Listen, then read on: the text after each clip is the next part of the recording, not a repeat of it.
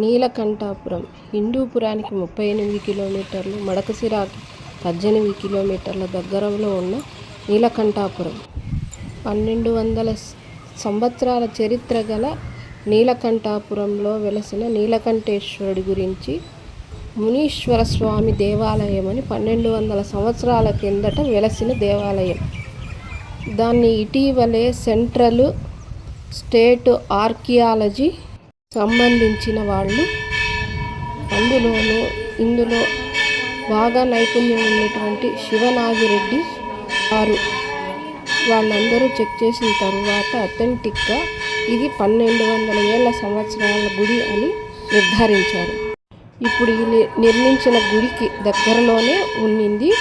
అది పూర్తి జీర్ణోద్ధరణకు కావడం వల్ల దాన్ని ఈ మధ్యనే పునర్నిర్మాణం చేయడం జరిగింది.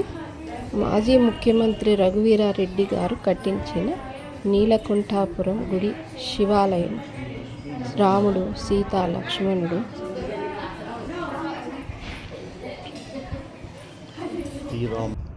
ఒకసారి నమస్కారం చేసుకుందాం.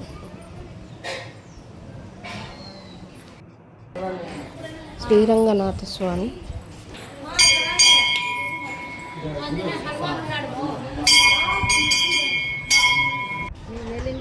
ఆంజనేయ స్వామి, పంచముఖ ఆంజనేయ స్వామి,